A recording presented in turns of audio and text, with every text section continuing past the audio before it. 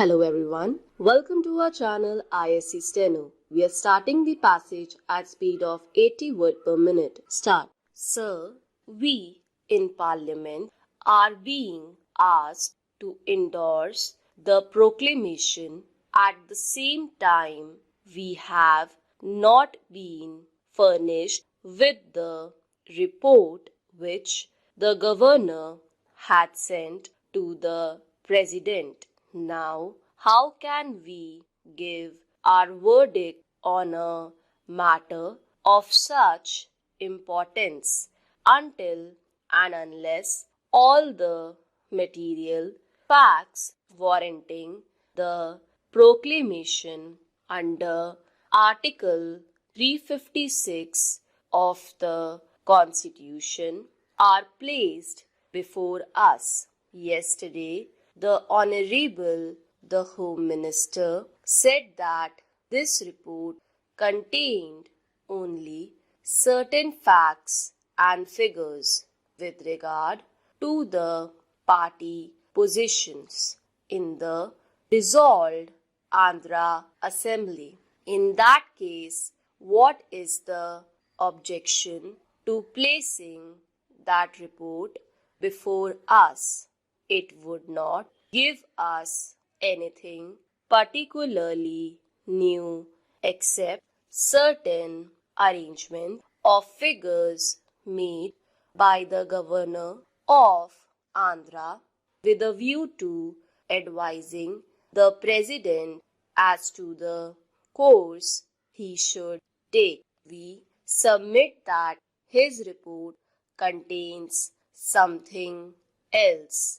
It was the duty of the government to place the entire report before us for the closest possible scrutiny and the most meticulous examination by members of this House and of the other House, because this report lies at the bottom of the whole thing as far as the constitutionality of the action of the President is concerned. Therefore, I submit that a flat of the executive is sought to be endorsed by Parliament without telling us the grounds on which that plat had been exercised constitutionally. This is improper. Then, Sir, the President also says that he had considered other information received by him. We have not been told yet as to what was this other information. Neither have we been told about the source of such information. I do not know exactly on what basis the President applied his mind to the subject. We know that we cannot make any reflection on the President. He is a very wise man, and wiser still by virtue of the occupation of the presidency. But I think we can call in question whether his mind had been rightly applied in a matter of such great importance and national concern. Our contention is that the President has not been in a position to apply his mind fairly and squarely to this subject, because the report which had been submitted to him had been perverse, distorted, and false. Our contention also is that the other reports which had been submitted to him are not fully objective and truthful. This we are in a position to say all the more because if the case for the government was so foolproof, Dr. Kadju would have been the last person to withhold his report from us.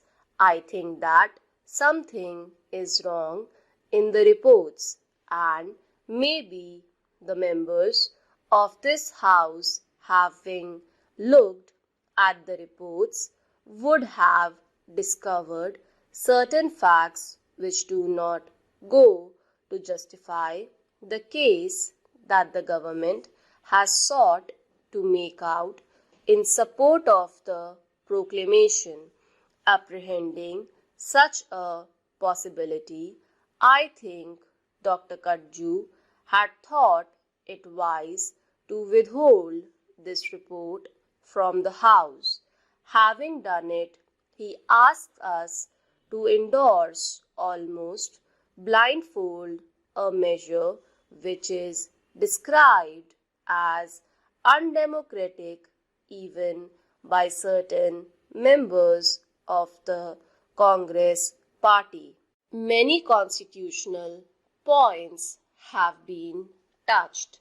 It has been sought to be made out in this House that this is the best democratic step that the government could take.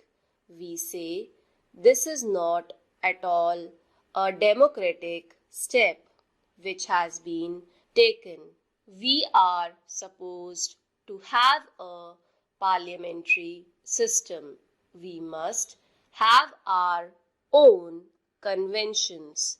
We have got our own constitution, but we are told time and again in this house and in the other house that there are the British Constitution and their parliamentary practice which one should imitate. Now imagine a situation of this sort in England. Would the Crown have taken such a measure at all if a certain party had been voted out of office by the opposition? I think in a comparable situation there, the king would have inevitably called the leader of the opposition to explore the possibilities of forming a government. Without doing it, he would have never taken recourse to extraordinary measures like this. If this method had been resorted to in the United Kingdom, a serious constitutional crisis affecting not merely the internal politics of the parliament but the political life outside would have ensued. In France, for instance, there are many parties. No party by itself enjoys an absolute or a comfortable majority. What happens there? Ministry is formed and there we find the president takes upon himself the responsibility of exploring ways and means of finding whether any particular party or any leader of any party is in a position to present a government which would command the confidence of a certain majority in the Chamber of Deputies without resorting to that objective test. He does not take recourse to extraordinary measures.